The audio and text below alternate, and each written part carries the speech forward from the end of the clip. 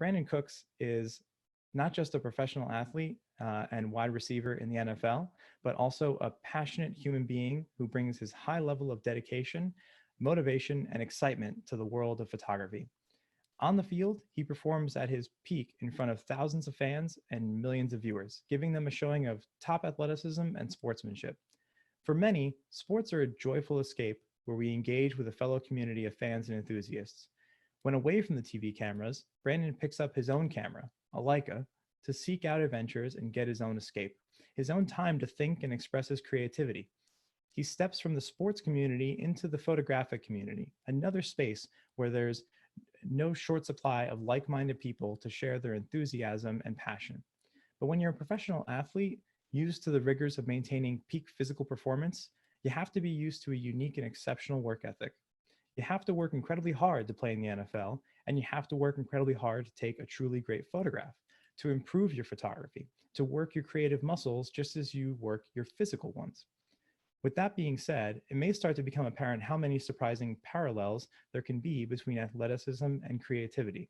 And that is just a small sample of what we can learn from Brandin here today. So please give a warm virtual welcome to Mr. Brandin Cooks. Thank you so much for taking the time to be here with us. Oh, no, thank you for having me. I look forward to it, and been prepping all week. And I was a little nervous at first, but at the end of the day, I'm just gonna enjoy, speaking about my passion for photography, and I want to thank you for hosting and having me on. That's great, and yeah, I think a lot of people are really excited to hear from you and get your perspective. I'll tease you a little bit. It makes me laugh a little that you got nervous because you perform in front of like thousands of people in packed stadiums and millions of people watching on TV. But anyway, we're so glad to have you here and talk photography with you. So let me start with the obvious. You're an NFL athlete. How did you get into photography? Well, first, when I was living in Boston a couple of years ago, I remember, that kind of interested me a little bit, just the city of Boston, the history. And I remember stopping by, Leica for the first time. Obviously, as you know, there's a beautiful storefront, and my wife and I went in there, and I was just in love with the design of the camera. So, if being very honest, the reason why I picked up one up and bought one at first was because the impeccable design. I mean, when you look at that thing, you look at it as like, wow, this is a very special piece of machinery. So I was one of those guys that picked it up for the looks, and I was like, wait a minute, I have to learn how to use this. I'm not doing it justice just to buy one and go out there and take a single snap like a phone. Let me actually learn how to use it.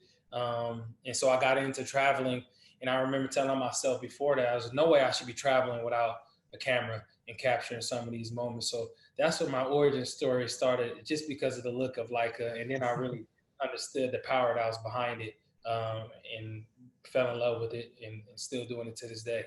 Right, and so I think that's I appreciate your candidness, because maybe a lot of people wouldn't be so willing to share that, but it's you identified that you had to learn, and you also took some inspiration. I think, right? We have an image here that you told me that you saw, and it kind of struck you, right? Yep. So Absolutely. where did you see this image, and what is it that got you? So for me, this was a trip that I took to Hawaii. I want to say in 2017. A couple friends of mine and my wife, my mentor, and I remember, walking around the lobby at the Four Seasons, and now who is my great friend Scott. He had a display going on outside, and I remember it was nighttime, and the way that he had it lit, it kind of just blew my mind. The type of photo that he was able to get. And this is actually in Hawaii as well, a rainbow going across from a mountain and then obviously over to an ocean.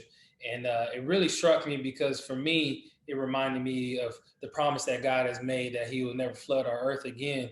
And it speaks stillness in some sense. So when I saw that when I saw that photo, it really captured me, and I wanted to learn more about it. And so a little funny story is, he obviously was selling them, and typically you sign the sheet, and if you want to buy one, it takes about 4 weeks. Well, I didn't want to wait. I wanted to hurry up and get this photo. And so I went upstairs, came back down, like, listen, Scott, you have to let me buy this and take it home with me ASAP. I'll meet you at the end of the night so everyone still see the photo, but let me take it home back with me when I go back. And he was like, well, how are you going to fit it on the plane? I'm like, don't worry, I'll figure it out. Just let me do it. And he was really kind enough, and he let me buy it at the end of the night. And it's still today one of my favorite photos I ever purchased. That's awesome. That's hilarious, and it just shows you were so passionate about it. You couldn't wait. I couldn't. And it goes a long way. Like the photos then we choose to decorate around us in our homes. Can be they're a constant reminder of inspiration, motivation. So you took this as inspiration. It lit a fire in you. And then you really, like you said, you bought a camera, you bought a Leica, but it was really then the drive, right? That now we can show your photographs here. You decided to put in the work, basically, right? And you mentioned mentoring. That's something that also has been a part of it. So I want to say we're starting with an image that you've made a little more recently, but we also have a couple of images that you were when you're kind of starting out and learning a little bit too.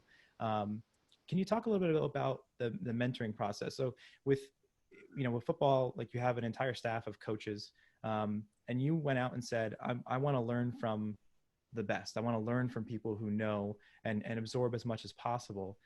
Was there a familiarity you were kind of seeking between the world of football and the world of photography?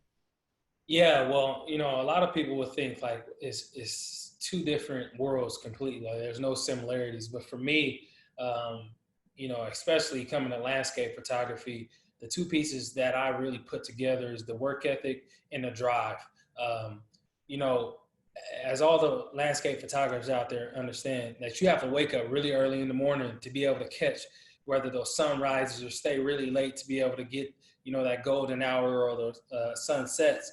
And, for me in football, waking up early in the morning during the off season, getting my work in, the dedication, it's really easy to, sleep in because you're on your own time. But at the end of the day, if you want to become the best that you can possibly be, you're willing to do some of the things that most aren't. And so I think the similarities in the work ethic and making yourself uncomfortable to be comfortable and getting out in those situations really struck me when I really started to get out there and shoot, because there's a lot that goes into it that a lot of people don't see. And I think that's the world of sports. Everyone sees the Sundays, but Monday through Saturday, it's a grit and a grind. And the same thing that goes into, landscape photography. There were so many things in there that I have to I have something to say, like, let's put a pin in that and let's come back to that later. I have to put like a million pins in that, and we have to hang it all up because there's a lot to unpack. So real quick, before we move on to more images to show and touch on a lot of the topics that you just brought up, this image you made in New Zealand, correct? Correct. Right, and we wanted to show one to SAR. People are already asking. I see people firing off in the chat. What camera this was that you used for this one? Was this the SL? This was my SL2, actually. Yep. SL2, great. So we'll come back to more New Zealand images, folks. And also, people are asking what your first Leica was that you bought. My first Leica was the Leica M10, the silver one. Leica M10 silver. Yeah. Nice. So moving on, we've got an image then, if we step back a little bit, one of your earlier images where you were putting in the work, you were learning, right? And you were kind of honing your craft in terms of your post-processing and everything. Now you have the luxury and the gift of being able to travel quite a bit. Right. And you touched on that, traveling is a part of this. You get to explore all parts of the country on the regular, and then even out all across the world. What can you tell me about this image? And then we'll flip to the next one about your kind of starting out and you were learning and you were soaking up this info about photography. What was new to you that was really pushing you to learn?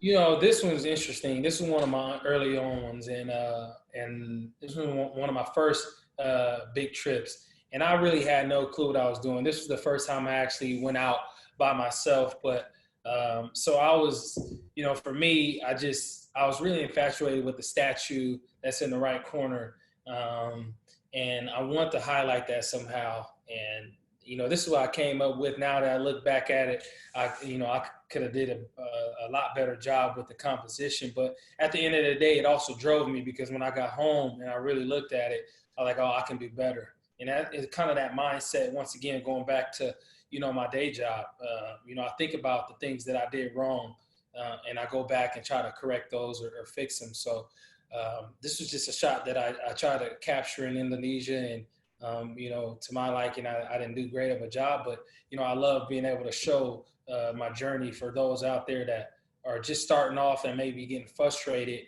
That it's a long journey, and all photographers will tell you that every single time you go out there, I feel like you learn something new. So that's what we're displaying here. That's fantastic. And it's, I appreciate you showing one of these early images with us. And, you mentioned some of the parallels we could talk about between your day job, right? Which I love that you call it that. And, and photography. And one thing that a lot of us football fans know is, studying film. They're like watching, the recaps of play, watching where you did things well and where things went wrong is a big part of it, like through the non-Sunday days, right? So, just in the same way, it's good for people to study up their previous images where you did things well and you had room to improve. I think that kind of makes an easy parallel, would you say? Yes. Yeah, absolutely. And how about this image where you really started experimenting a little further with maybe some long exposure work? Yeah, so this was in Cambodia, and for me, this was a challenging site just because of all the people that were there, and so there was no way that I was going to be able to get a still shot. So I start to think to myself, what does Angkor Wat remind me of? Well, it reminds me of Tomb Raider. So I was like, well, maybe I could give it like this ghost feel, like evil spirits. You think of Tomb Raider. So I actually stood in the middle while there's a bunch of people on the left and right of me walking by. I just had to make sure that nothing hit the camera. But I was like, let me try to get a long exposure with the people to make some of the people look like ghosts, entering into Angkor Wat. So that was my idea around this. And I obviously love the black and white monochrome just because of it gives you that feel, that sense of feel of that emotion. So yeah. Yeah. So, and this is something again where, again, one of your earlier images, but you were thinking differently. A lot of people, and this is fine. People pick up cameras to just be a, snapshot, just in the same way they use their phones. And that's okay. As long as if you're capturing memories, that's important too. But you thought, I want to go deeper. I want to think beyond this, right? I want to think beyond the snapshot. And here's an example then where you started to bring technique in. And we have some more examples too, where you were really pursuing something. You were like really, going further with it. And this one and our next image too. This was more local, of course, but using black and white, using a different kind of lens. So, can you tell us a little bit about this one, and then our leading into our next image?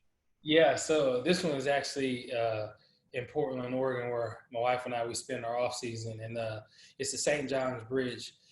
And I remember, so the first time I went out with my buddy Scott, he did a trip, and we were looking for this place, and we finally found it, but we had to, kind of hike up some hills and, kind of go through sides of some homes to be able to get this vantage point.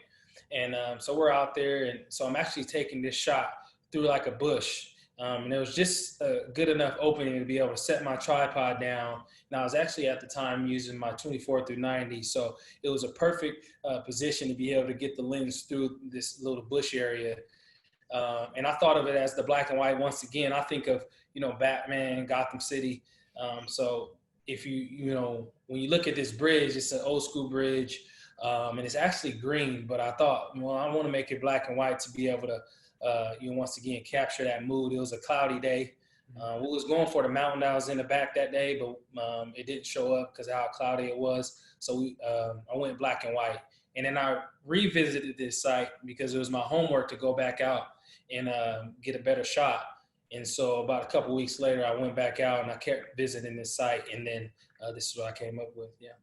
That's great. And yeah, so there's something to be said about like, kind of an element of like practice and go out revisiting locations is something that a lot of us don't do, even when we're, passionate about this stuff. Sometimes it takes a lot of effort to do that. And then also you captured this bridge and also the same bridge in a very different light, in a very different style. When you showed me these images, I said to you, I'm like, I'm not gonna lie, I didn't know this was the same bridge. Yeah. So, so after I shot from that vantage point, I started to really look around. I was like, how can I get another vantage point with this bridge? Because when you go underneath, it has like these cathedral triangles, leading up to the bridge. And so, yeah, so this was actually a night shot.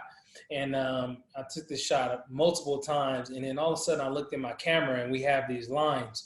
And it was a pilot. And we look up and this pilot is, flying all over the place. So it really resonated with me. And so I really thought of it as a joke. And so I called this one like the drunk pilot because I had no clue what the pilot was doing. And it kind of gave us some of this, some of these cool lines. So that's why I kind of stuck with this one. Nice. Yeah. And I'll just divulge that you're kind of speaking my language here because I love doing long exposures at night. It's something that I have a lot of fun with too. And it's an adventure, right? It's like just going out and being there at night. We've got some more samples of work you've done like this. But you made your own adventure, right? You said the bridge is my subject, and you revisited it, and you show us an example of how you have two different very different styles, and all this elements of learning and soaking it all up. It takes you a long way. So I gotta say, it's really impressive, Brandin, the dedication, which in a way I should say I shouldn't be terribly surprised. You photograph your team, and you sometimes maybe see yourself in situations where you're getting very candid moments. How does your team feel about you photographing them or photographing, around the locker room? Well, when I first started to do it, I was really nervous myself. So I was like, should I be doing this? I would kind of hide the camera and then pull it out only when I see something really cool or like a moment that I really want to capture. But then my teammates started to think, well, our media people are not allowed in a locker room like this. No one can come into our locker room or come to our practice field or come on our plane rides and catch these moments. So they started to think like, well, they started to thank me because these are memories that will last a lifetime. And when we're older, these are the type of memories you wish you can go back to and look at, but no one is really able to capture them. So when I started to do this, guys are actually really great about it. This picture with Jared Sleep, I don't know how happy he was about this one, but the team got a good laugh out of it. Yeah, that's fantastic. I mean, a good thing there is a good sport about it. But again, you get inside access to the team, and you can capture some candid moments, some locker room moments that others really can't get, I'd say, right? No, you're exactly right, and not just from that standpoint, but when I'm older and I pull these photos up, I'll remember the feeling of each of these moments, and I think that's a special thing about it. Yeah. Yeah, it's fantastic. And a lot of these images we've shown, so some people asking like our SL images. I don't think I asked you before, but this one, what lens were you using? What camera was this one? Do you even off the top of your head? So this is this season. So this is actually my SL. No, sorry, I apologize. This is the M monochrome actually. Yep. Beautiful image, and yeah, great depth. It's an interesting way of looking at an NFL locker room because I think usually when we see locker rooms, it's just through the video camera lens, right, and through like a broadcast. And here, it's you can bring a very different depth to it. So I think I think a lot of people will welcome seeing more of your images from this with whatever you're of course willing to share. And you're able to also capture some moments that are, again, I mean, we all know that everyone should know that people playing in the NFL are also human beings, and they have their own things going on as well as their on the field, performance. And this one actually, I think you said had a really cool story to it. Yeah, so this was going into the week of what we call My Cause, My Cleats. The NFL does it, every year, and a lot of guys display whether it's a charity that they're working with or a disease or something that really hits home for them, and they're able to display it through their cleats. And usually you use local artists to be able to paint your cleats. And so for this one, this was a special moment because Cooper Kupp, he's one of my best friends on the team, And his dad and his grandpa actually played in the NFL. So for his My Cause, My Cleat, he actually had his dad and his grandpa painted on the cleats. So this was the first moment that he saw the cleats come in from the artist. And it was a cool moment to be able to capture, just to be able to get his emotion and his excitement. And then on the other hand, be able to share this photo to him, and not only to him, but then he passed it along to his dad and his grandpa. Once again, just creating those memories for people that I don't think anyone has the ability to really do. That's fantastic. And yeah, talk about a human moment that, you know, it crosses sports and family, you know, that there's so much to tell. And yeah, so people are, I think, asking a little bit about your process. I saw some questions about, you know, your post processing. Have you, aside from like, this is a monochrome image or color image switched to black and white? No, this is a monochrome image because that's what I was shooting on the monochrome. Cool, cool. So, so do you do much with the monochrome, or you just kind of, is it as is mostly in terms of the post processing? Typically, more so when it comes to moments like this and you know, portraiture type stuff. But there's a little bit that I'll do in the post processing to be able to just darken some of those moments or give it more of a little bit of a moody feel. But not too much when it comes to the monochrome because it just, I think it does a lot for you already. It's just Yeah. how great of a camera it is to capture that. Absolutely. So we've seen a little bit of your early work. We've seen a little bit of your work, you know, with the team and you know, behind the scenes. Now we have a lot more of your landscapes as well, because you know, you, again, that's kind of where you got started and really started building things up. And this one, this starts to paint an interesting picture here, because beautiful image, by the way. I really love it. Love the, you know, the use of some, you know, dragging the shutter for a little longer to get some blur in the falls. This is New Zealand again, This is New Zealand, correct? Yep. right? So can you tell me a little bit about how you made this image and what you had to go through to get an image like this? So this, you know, this was a cold day because, you know, when I rewind and some of the things I learned from Scott was, you know, talking about being uncomfortable. So on this one, we're in the fjords here, headed to the Milford Sound, but we want to stop and capture some of these moments. And we saw like this path leading down to this mini waterfall. And, you know, so my wife and I, we get out and we're walking through this trail, but then it starts to get really muddy, you know, a lot going on. And there was actually like this ditch that I almost fell in, which would have been pretty bad, you know, come back and report to my coach. I twisted my ankle because I was, you know, climbing down to catch a picture. But I think, you know, at the end of the day, it was worth it. But then when we got down there, I'm actually in the water standing on some of the rocks. So I'm probably about, I would say, knee deep. And the beautiful thing about this is I actually didn't have to use a tripod because with the SL2, the in-body stabilization is unbelievable. And so I'll still be able to get some of that long exposure feel without having to set up the tripod. But my feet are freezing and everything up to my knees are freezing. And, you know, my wife, Bree, she's actually standing probably a couple feet behind saying, I'm not getting in there. So I think the beauty of this process was just what I had to go through to get this shot, but you know, it's worth it, and it's an adventure. Yeah, absolutely. I think that's kind of like a part of a theme of this talk is what you said. You said, you know, some of the greatest growth comes from being uncomfortable, and here you had to push yourself, you know, to be, you know, withstand the elements for a bit, and get that shot. You know, get this. And I gotta say, impressive that this was a handheld shot. I honestly thought it was a, you know, tripod shot. You told me that you were in water, but I guess I kind of assumed that the tripod was in water as well. So speaks to the SL2, yeah. But I know you do work a lot on tripod, you know, for your landscapes, depending on the shot, when it's appropriate.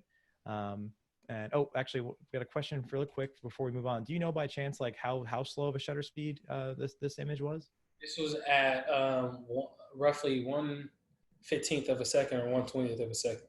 Gotcha. Okay, so the water's moving pretty fast, but you still got to hold nice and steady, and yeah, that image stabilization's helping you out. That's good.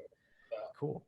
What kind of methods do you take? What kind of precautions do you take? Also, when you're adventuring, right? Like you mentioned, like you got to be careful, make sure you don't like sustain an injury while adventuring. But you are adventurous. Yeah. Well, how much caution? I mean, going into it, I'm telling myself, oh, I have to be very cautious. But, once you're into it, you're like, forget about it. Something happens, something happens. Um, but just, if you're going to go in, then go all in at the end of the day. I love that you said that because I know exactly what you mean. It's when you're at home thinking about what you might do, you're like, I'm not gonna do that. Then you're in the moment, and then it's like if it means getting the shot, you're like, and then you come away from it, you're like, that was dumb, that was risky. Like, what was I thinking? But I got it, so thank God. Yeah. Yeah. Fantastic. But yeah, I mean, I love these. Oh man, these landscapes you got in New Zealand are wonderful, man. Um, and this one in particular, looks a bit wide. Were you using like a super wide lens on this one? I was using my 16 to 35 millimeter. Yeah. Nice. Yeah, great lens. Yeah, really controls it's got that wide look, but it's not really distorted looking. So because it's so well corrected. It's a great lens. And this one, yeah, this was a cool little process as well. Nice. And we talked a lot about you seeked out mentoring, you seeked out coaching, you said really all this that goes into your images, and we talked about how you power through. And I think we have another example of that here. Now this is an image that I think you told me you made in Hawaii, right? Correct. Yep. Can you tell me a little bit of the story of making this one and how much it took? Okay, so Scott, once we got together, I went home and I texted him. I was like, okay, I got to come back. We have to do some type of workshop. Are you willing to do it? He was like, absolutely. So I think I flew back a couple weeks later, not too far off, and he took me through some places. And this is in Secret Beach in Maui. But the cool thing about this is, I think this was my first time really understanding like what you have to go through as a landscape photographer. So we woke up one morning, and the cool thing about this beach, if you get there early enough, this is before sunrise, and so there's no footprints, but sometimes there are a lot of fishers out there, or the lighting's just not right. And the first day there was a handful of fishers there, and the light wasn't right. And so the second day, it's kind of the same thing. And then third day we went back and it was perfect. But I think the lesson that went into that is, you have to be willing to go back, even if the shot's not there the first day and you do have time. Now, if you don't have time, make with what you have. But Right. If you have enough time, don't be afraid to head back until you get that shot that you want. Yeah. That's fantastic and amazing that it took 3 early morning rises to get this image and get it just the way you wanted. Again, speaking to dedication, I think that's something that a lot of us can learn from. The reminder of it's not always going to come on the first try, and sometimes you just got to stick with it. And this was another long exposure, like on a tripod kind of shot, right? To get that. Was my long exposure. This was on my SL1, so it was a while back. Yeah, really cool. I think you captured, it's a beautiful, like kind of iconic Hawaii shot, but you added some mystery to it with that look in the middle, the perfectly clean sand. It's a really, that's a hard shot to get. I'll be honest with you. So it was a tough one. Yeah. But you did something really unique and special here. And we have a couple of images here that show, we talk about, you have to be uncomfortable sometimes to grow and to do more. A couple of shots of you in action, a little bit of behind the scenes. Dying to ask you about the one on the right, but let's start with the one on the left. Where was this one? The left was Bali, Indonesia. This is this little waterfall that, obviously a lot of people go to the big ones, but, one of our tour guides told us about this. It was I would say about a 45-minute trek to get here. And it was pretty cool because it felt like, it was one of those feelings that, when I'm down there shooting, you feel like there's creatures inside the bushes just looking at you, and if it was nighttime, you'd just see a bunch of blinking eyes. So it's a cool one because that waterfall, it was pretty cold, but my wife and I, we actually ended up jumping in it at the end. But this moment was a cool moment as well. Just, it's one of those, you just felt like you was just in your natural habitat, Mm-hmm. That brings me to, I saw an audience question here. about, being in the moment and then photographing the moment. So how do you go about it? Because you're traveling, sometimes it's, also with your wife.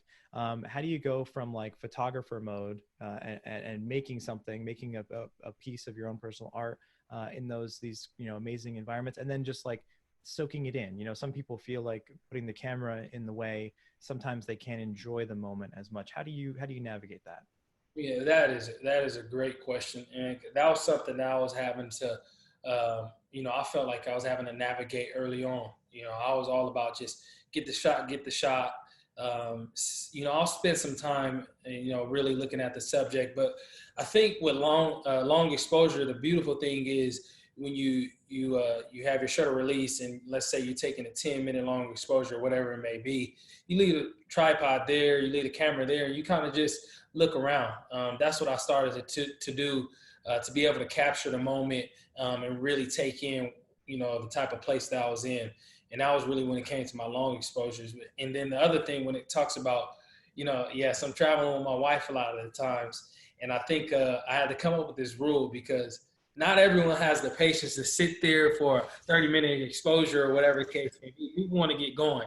And I had to realize that. So now we just have this rule that, we make some trips about just strictly traveling, and some I'll always bring my camera, but when we leave the hotel or whatever it may be, it'll be days during that trip where it's like, okay, leave your camera behind. Let's just enjoy the trip and enjoy these different places that we're in. I think that has really worked well for us. Mm-hmm. Yeah, that's a really good rule of thumb, good way. It's obviously a healthy relationship is always a good part of that, because they can coordinate on that and some give and take. But yeah, I imagine maybe that do you pull out the M10 when you're kind of just going out with the light camera over your shoulder, and then the SL is more the tripod and technical camera?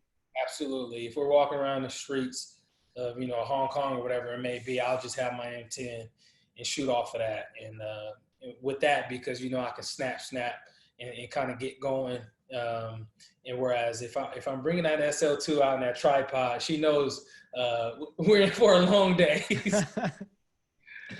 There's no greater I'm sorry honey but thank you than after like you're both freezing after like a late night long exposure, and I think both you and I can commiserate on that. The image on the right, where was this one? So this was in Singapore. And I love the story behind this, because, if anyone knows Singapore, they're really strict with their laws. I mean, if you spit, you can get a fine or go to jail. And so in this moment, we're staying at the hotel that's in front of me right there, and I'm sitting down. But it was like, how do I, capture this? This thing is gigantic. How can I really capture this hotel?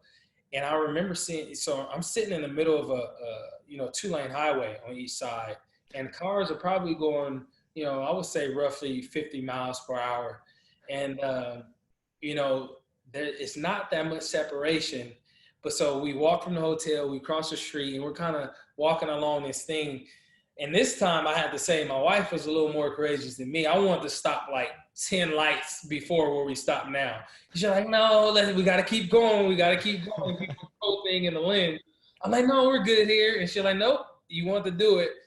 So we actually, walked pretty far, and now we're just in the middle of it. And the only way to get back, on the sidewalk is either run across and hop this little rail or go all the way back. But I think the cool thing about this photo was like, this is where I really tested, being uncomfortable, because I was a little nervous. And then the next day, we told our tour guide, she was awesome. She's like, if you got caught, you probably would have, been fined a lot of money. It was like, but it was one of those things that the risk was worth the reward. Yeah, that's yeah, impressive. And I think that's one of those things, right, where when you're in the moment, you maybe take a little more risk than you normally would before you're in it. But fantastic. Now we have another example of when you were doing your long exposure work, and especially the nighttime work. This one, absolutely beautiful and a wonderful image. What went into this one, and where was this shot? So this was in, so we were staying at the Alabama Hills, over, by Death Valley. And this was, interesting shot because it was pitch dark, and a tour guide and I, he kind of knew of this spot, and it was a tough one because it was a really windy night, and I actually focus stacked it. I tried to focus on the cactus in front of me, the middle, and then the mountains, but it was so windy that every single time we were done with the long exposure, the cactus will be moving or there'll be a big blur, and so I remember pulling out like an umbrella and trying to block the wind as best as I could, before to be able to get that amount of time to be able to focus on the cactus. And it was a little frustrating at first because you really don't have too much light to see what you're doing, and you just have to wait. It's one of those things you have to wait until the shot is done to be able to figure out what happened or if it came out clean or not. And so I repeated this 10, 20 times. It was a long night, but once again, it's all a part of the process. And I'm learning more and more when I get in these tough situations that there is truly a process to landscape photography. Yeah, and we talked about the dedication it takes getting out there, withstanding the wind, and if anyone here has done long exposure photography outside, that the wind is one of the most notorious and worst things to have to put up with. And you had to put up with it times 3 here because you took 3 shots and stacked them. So really impressive. Wow, thank you. And we've got some more images to show, and also some questions that we can discuss as we go over them. So someone asked, what's your favorite camera and lens pairing for landscape, or maybe your or camera and lens pairing in general versus like landscape versus maybe for portraits or something like that? Yeah, so for landscape, I would have to say my favorite go-to camera is my SL2 with the 16 through 35 millimeter on there. My favorite from an architectural standpoint is the SL2 with the Noctilux on it. It looks so pretty. So for the portrait, less on the landscape side of things, but it's just such a beautiful setup. I can look at that thing all day. I actually have a display by my desk, even though typically if I'm going out to shoot some landscape out, I'm going to switch it. But those are my 2 favorite pairings. Yeah. Gotcha. Awesome. And so this image and I believe our next one, where were these shot? Same in Death Valley, Joshua. Death Valley as well. Yeah. So same trip? Same trip. Yep. Perfect. Yeah, great tones. Great. I love the kind of more squared off aspect as well. Love that black and white texture on sand, man. It's always always great. But in color too, you do some great. Do these have a lot of? There's any significant post processing to any of these, or it's just more? Yeah, it was more so. The technique I didn't want to get too low or get too high because then you lose the ripples in the sand. And so the biggest post-processing part about this was really the sun that was pretty blown out. That was a mistake that I made. So I had to really work on that part of it. And then the sky, just trying to darken part of the sky and leading us in more so to be able to look at the Joshua trees right there and darken up the shadows a little bit for the leading lines of the shadows from the Joshua tree. I love how you said there, like, oh, the sun's a little blown out. So I kind of you made it sound like that's like you failed a little bit, but this is a great image. But I can hear how you analyze yourself and you critique yourself, and you're always looking to improve. I think sometimes self-critiquing is some of the best things that you do if you're willing to, so. That's, but at the same time, and I know from personal experience, we probably can all relate to this. We can sometimes be our own most harshest critics, and sometimes that can be rough because you can hurt your own self-confidence. But then I have a question: is that where you're mentoring, through other photographers that you reach out to and communicate with? Is that where that really helps you out?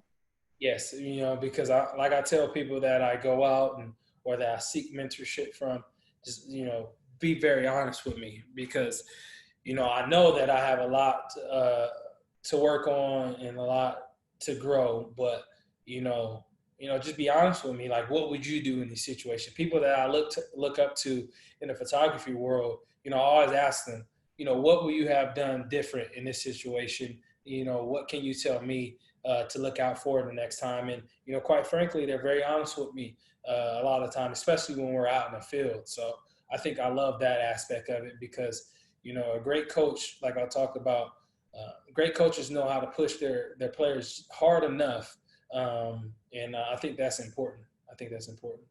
Yeah, absolutely. And now this one also had a bit of a crazy story. Talk about fleeting moments with this one. What was the story here? So, amateur mistake. I went out there and I thought I thought I had a full battery, and we actually parked. I would say roughly just under 2 miles away, because this is in Mono Lake. And so the parking spot that we were able to park, I would say, like I said, just under 2 miles away. And all I did was take my camera and my lens, and I got out there. I'm shooting away, and my battery's starting to die. I'm like, oh, I have my battery in my pocket, and I'm checking my pocket. And I'm like, I don't have it, and so I just shoot until my camera dies, and then this great light started to come, and I was like, I cannot miss this.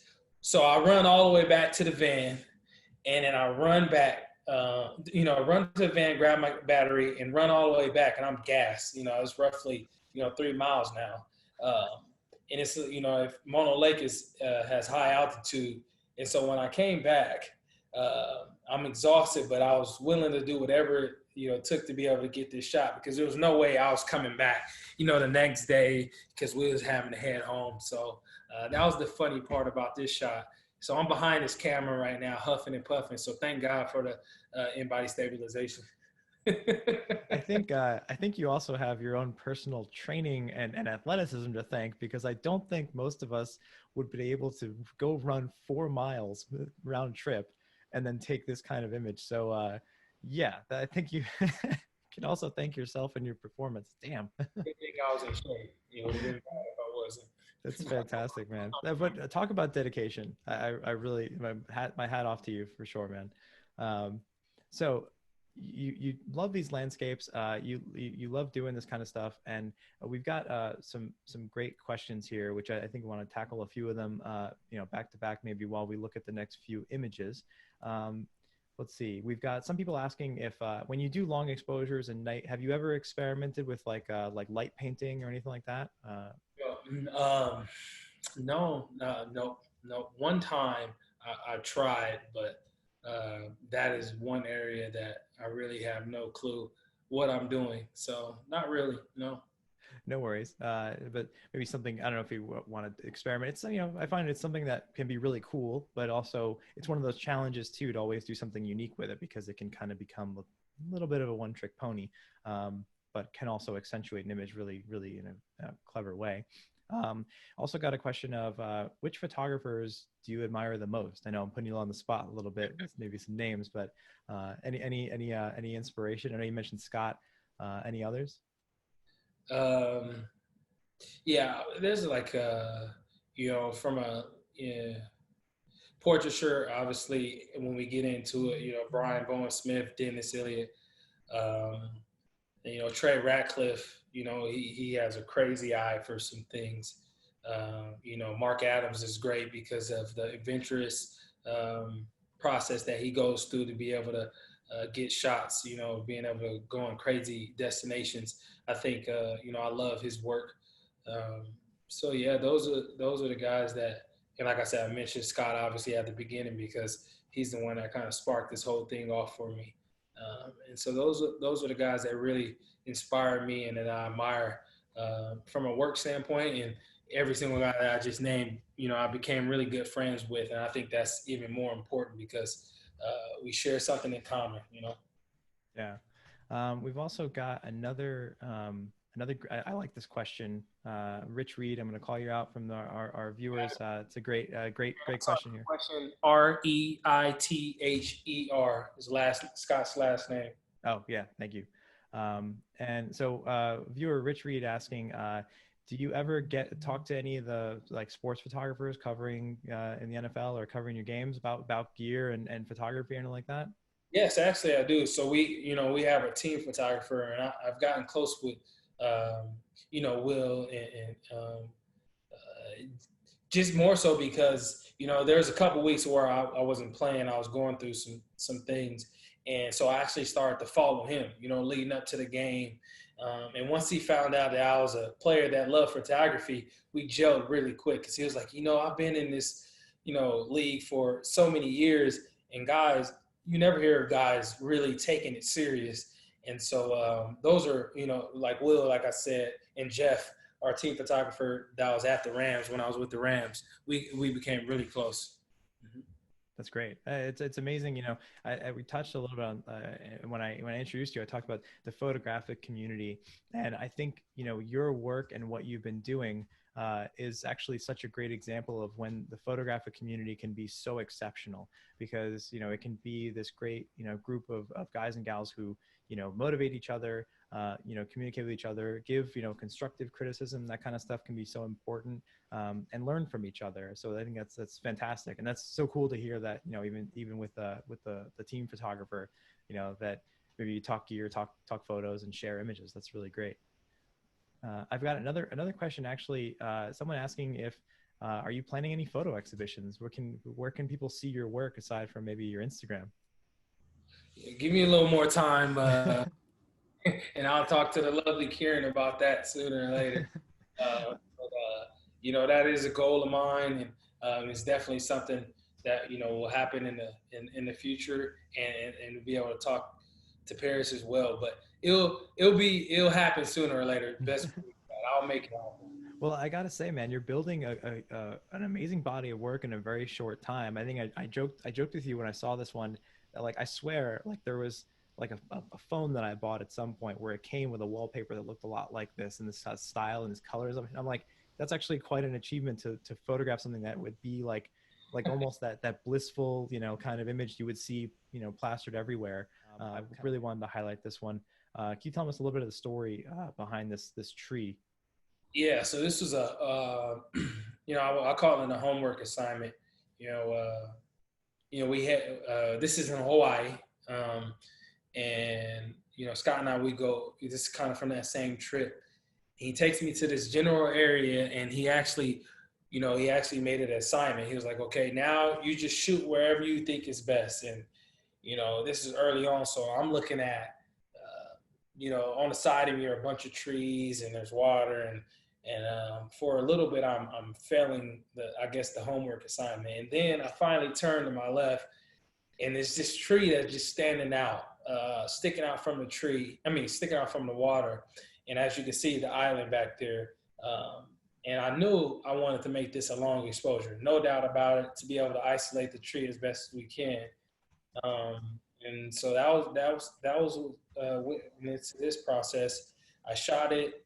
I shot it color, but I really thought it would look best black and white because of the movie sky, and the type of day it was. And it also, for me, it speaks like just the lone tree. Mhm. And so there's nothing growing on the trees, just vines. And I really wanted to make it moody, so that's what this one was, in shot in Hawaii. Yeah, well, I think you 100% nailed it, making it moody. I think using black and white here was definitely the right move, and it's a beautiful image. And we've got some people asking, do you use ND filters for some of these images for these long exposures during the daytime, neutral Yeah, densities?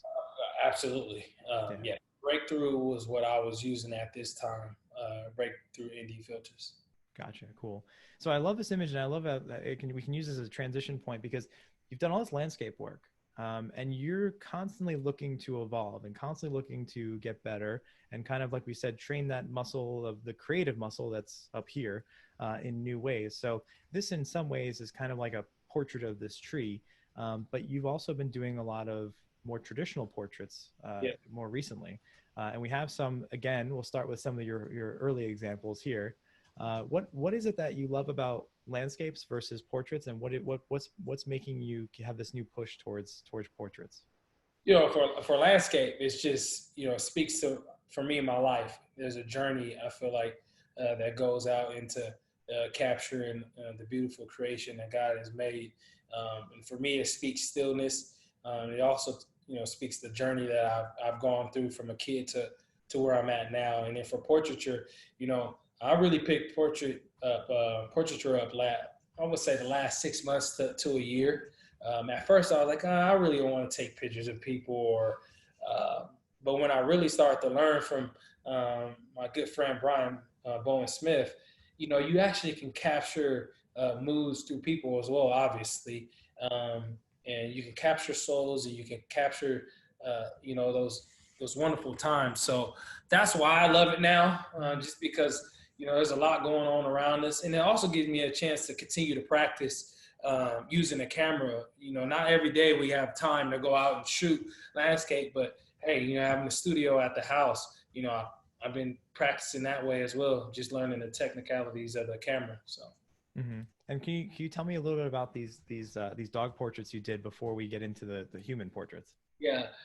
So for me, this was just a way for me to practice. I can only bug my wife so much to, sit in front of a camera for me. So I like, the dogs don't have any clue what's going on. They're having fun. So I'm gonna just practice on them just so I can understand the way that I want to be able to put my lighting at the house, shooting through different times of the day, because I have a lot of glass. So I just wanted to be able to figure out, well, if I have someone come over at this time of the day, where's the best spot to shoot? So this was just all about practice for me. That's a fantastic point that you brought up about lighting, and knowing the lighting in your space can be so helpful. I've actually had a professor tell me how she, in a house, would actually sometimes, if she had the time, she would actually make like light diagrams and like observe the light. And here's where it falls, through these parts of the day. And it can be, really helpful when especially if you're doing more of like a long-term project in a space. Now, getting into now your portraits of humans, which are I have to say are quite striking and lovely. You bring a lot of emotion to some of these. I really love this one, and this is of your wife, correct? Yes, correct. Yep. And how was it that you started to get comfortable doing portraits and working with a person, of course, as opposed to a pet? Yeah. Well, my lovely wife just let me practice on her, so I can really become comfortable.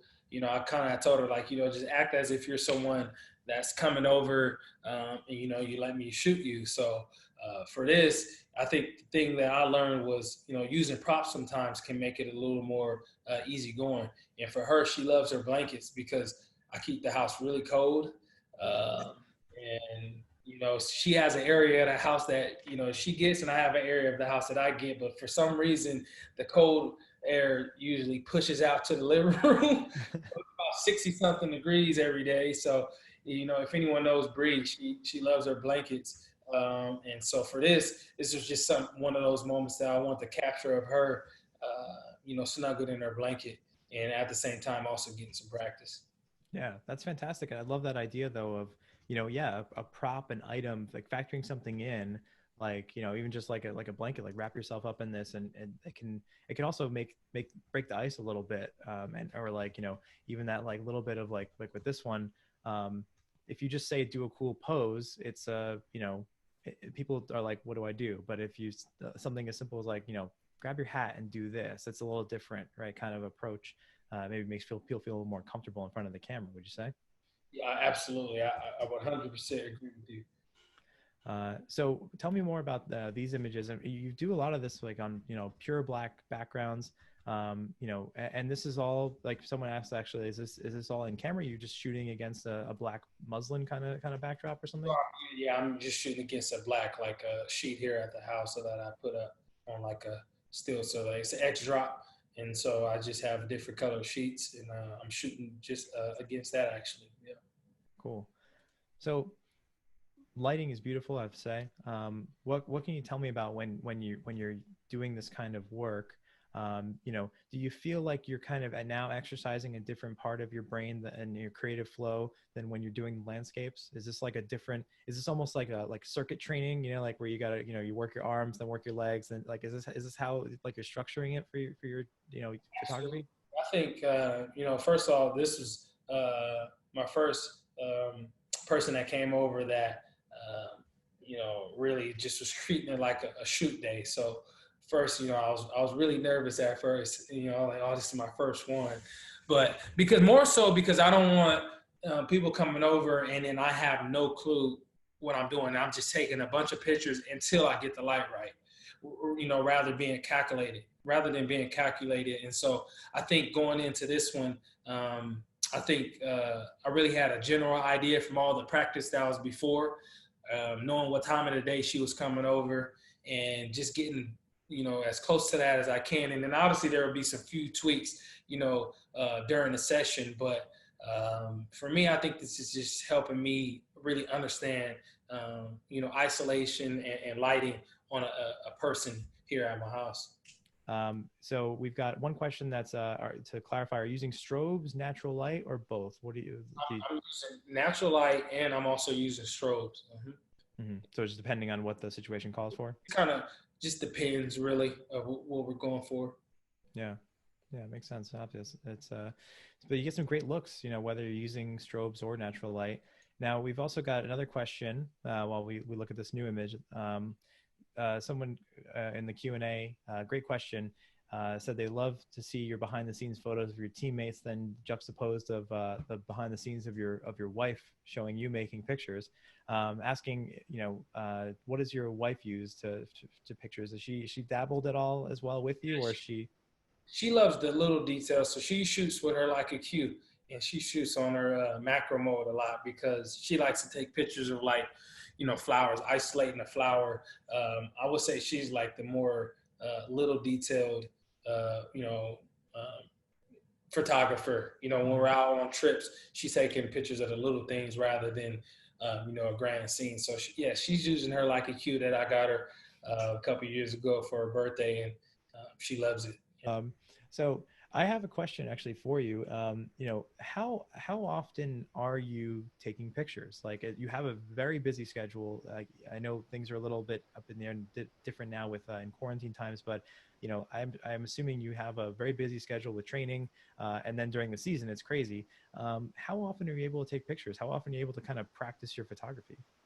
I would say I'm shooting a lot during the off season. What I mean by off season, typically the season is from, let's call it August to, hopefully February, playing into the Super Bowl. And off season is from February to about mid-June. And so that's a lot of the times where I'm taking my photos, because after the season, I typically take one big trip, for like 3 weeks, sometimes to a month. And then, during this time, I have so much free time. I work out early in the morning, and I have a full day ahead of me. And so I use that time to be able to go out and shoot, or have people come over to shoot. But during the season, I'm pretty locked in, and that's typically where you'll find like the behind the scenes stuff. So I can still keep on with, shooting in some sort. Gotcha. Have you ever had some moments where like you didn't get to shoot for a while, and did you feel kind of rusty, like out of practice? Yeah, that's a great question. I think usually that's, coming out of the season is where I find that feel of like I'm a little rusty or less confident, just because I've gone a couple months without really being able to go out and shoot. Yeah. The creative, like we discussed, the creative flow is another muscle to train, just like biceps, triceps, quads, whatever, right? Absolutely, 100%. So I by the way, I love these last couple photos, right? It's different look. These and the next one's against white backdrop. We got another person asking, do you have a general preference of color over black and white, or does something draw you to black and white for your portraits and color for your landscapes? Anything in particular? Yeah, I think for the portrait, I love more so the black and white. R.I.P. Ted Grant. He has a famous quote that, he talks about, black and white photographs is so color photographs, people close. And I think that's 100% true. When you have a subject and you're shooting in black and white, I typically find that I get a lot more emotion out of them, and little things that you may not see if you're shooting color usually comes out in black and white. And then typically for landscape, I love the color just because, everything that I've been able to see so much around the world is so vibrant. I would hate to, lose that in the photo. Now there's sometimes where it's a very cloudy day, there's no color going on, then that's when I'll go monochrome, just to be able to bring out the moodiness like we talked about earlier. Right, right. Absolutely. Makes a lot of sense. And I love that you dropped that quote. That's a fantastic quote. Everybody should always remember it. Like I love what you're doing with the portraits, and it's crazy to see that, like you said, you've been dabbling in this more recently. But you're getting a great look, and it's a highly stylized, especially for black and white. It kind of creates a timelessness in some ways with black and white portraits, especially. Do you find that the people you're photographing, especially if they're like family and friends, do they get excited, to see their images in black and white? Do they find it more provoking or more just different and Yeah, special? typically, you get the response like, "Oh wow, I've never seen that before. I never would have thought to go black and white." And so it's exciting for them because they see photos just in a different way, like I had to really, for my wife, I had to get her to understand that. She's like, "Why do you shoot in black and white so much?" But I just, one of the things that I just, like I said, I think you get more out of it. And not to say I never shoot color, but typically the scenes or the settings that we're in, I want to capture the mood in a sense. So this one is very personal. Can you tell me the story, a little bit of what you want to tell about this image? Yeah. So, for me, my wife and I, we've been married for a couple of years, but, if we had it our way, we would have had kids, sooner than now. But, we went through a lot and we were going through a lot. And, for my wife, we did the IVF process just because there was a lot going on. But I think the beauty of this photo that I think speaks so loud to me is, first off, typically they say, let your husband or let someone help you give you the shots. And of course, she's a tough cookie, and she would not let me do it. So what I did a lot of the times was when she was done with her shots over the months, I would just save them. And, she really had no clue what I was doing and why I was saving them. But I felt like, well, if I can't, feel like I'm a part of the process as far as helping you, I do want to show my appreciation. I got to say, she let me do the last and final shot out of 200 and something shots. So I give her that. She at least let me do one. But, this is a moment where I just wanted to capture this for her. And like I said, show my appreciation. So I worked on this during this time, and I gathered all the needles. There's a lot more that I didn't gather just because I didn't have enough space. But I remember actually using my my lights, my strobe for this, and I actually have a sheet on the ground, and I'm standing on the ladder, shooting over this. And this was kind of a gift, and to be able to show my appreciation for my wife and really what she's gone through. I can never understand that pain because, I'm not taking the shots. So it's just to show her that I was there and I watched every moment I can. And, sometimes I was away on games, but she would FaceTime me and show me she's doing the shot. And so I think this is more so for her. Yeah, it's a really powerful image. And Brandon, I just want to say the amount of people that the chat just lit up with people saying, powerful, wow, such a moving image, wow, maybe your most powerful photo yet. Just so many people saying what an image and how powerful it is. Black and white really makes this image amazing. I have to agree, such a strong image. People saying fantastic. So I'm glad we saved this for the end. And it speaks volumes about your dedication to your wife and your love of your wife, and it's beautiful. I think it's also it shows your dedication, because just to set this kind of shot up, this is a lot of work, and I can only imagine how long it might have taken you.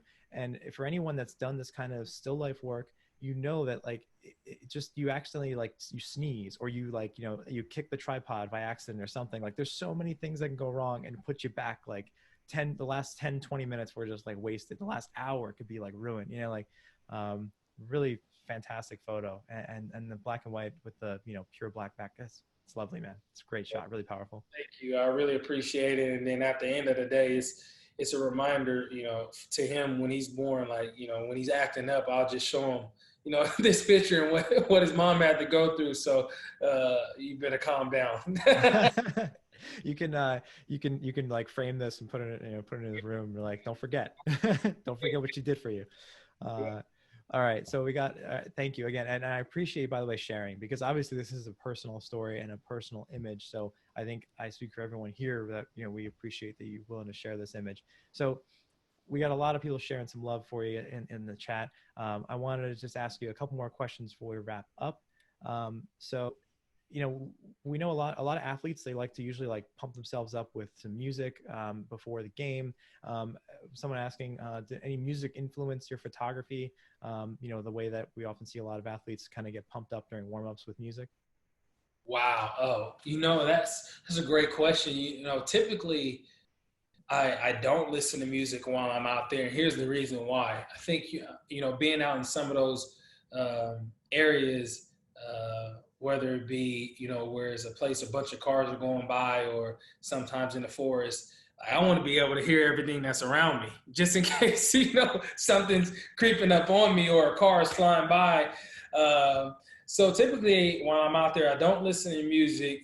When I'm editing, though, I'll have some music on. Usually I have some classical, classicals on, or, some jazz, or, just something that's a little more mellow, just be able to focus and be in tune into what I'm editing. Yeah.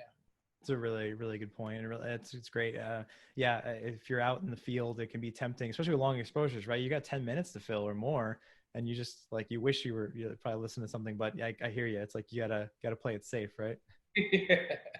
All right, we've got another great question that I think will be our closer. What's one message you want to leave with our guests today? Something that, and what would something you want to say to, photographers, people who practice photography, who, what can you tell us from your experience with athleticism and fitness to your photography? What kind of message can you give us today?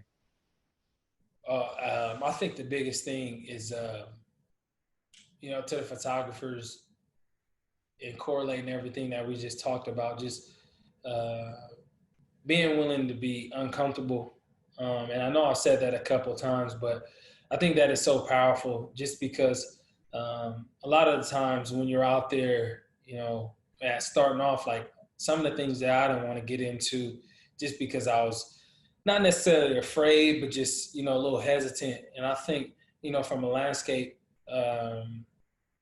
perspective, is you really get to become intimate with the subject when you get in positions that most are not willing to get into. And I think those create a lot more memories. Those create special moments. And I think for, the reason why I tie that in a lot in my photography is because, when it comes to football, a lot of people say you're crazy for playing that, but it's something that's such a passion for me, and a love, and that I've been doing since I was young. I'm willing to do what most people are not willing to do, and it puts me in positions that are not the safest. But at the end of the day, when I look back on my journey, I think I'll be more proud and more happy that I did do some of those things, rather than be a little more be on the cautious side of things. And for beginners and people that are just starting off with photography, I'm telling you, it's going to be frustrating at the beginning, and just never lose hope and keep going and don't stop, because typically you'll find yourself getting better every single time, and that's the testimony for me. So that's what I want to leave everybody with. That's great, man. That's a great message, and it's very uplifting. And I think I hope a lot of people find it motivating, whether they're beginners or advanced or professionals even. I think there's a lot that we can learn from you, and that's why we're so grateful that to have you on today. All right, and my real last question: how big of a SpongeBob fan are you? Everyone wants to know. Huge. I mean, actually, I have to grab this. Now not that we're scripted, but we're really off script now. This would be good. So before the creator, or he actually created this, and he actually put me in with SpongeBob. So to answer your question, I mean, there's a lot of SpongeBob around the house. The part of me that will never grow up. There is always a kid inside of me. Um, and so I'm one of the biggest SpongeBob fans out there. And yeah, yeah, That's yeah. awesome. I think that might have been maybe one of the questions we got the most repeated was the questions about SpongeBob. So thanks for sharing that. But hey, you know what I'm gonna say? You say party never goes up. There's a sense of childhood wonder that comes to that can I think inform and motivate our desire to go see things, to go explore. So yeah, there's got to be parts of us that never grow up. I think that's actually another great message. I want to let people know that, to definitely see more of Brandin's work, you can follow him on Instagram. That you have two accounts. One's kind of like your main and one's kind of more dedicated to your photographs, right? Yeah. Mm-hmm. So follow at the Archer and at Archer 12 Eyes for more of his photos. Uh, Brandin, thank you so much for doing this with us. You will Um, everyone give it up for Antonio as well. He did such an amazing job, and thank you for having me on. And it's great listening to you over the weeks, and continue to do a great job. We really appreciate it. I appreciate that, man. I really do. Thanks everyone for being here with us. Thank you one more time, Brandin. Everyone, stay safe, stay healthy, and Brandin, hopefully we'll see you playing again as soon as possible. Thank you very much. All right, take care, everyone. We'll see you again soon.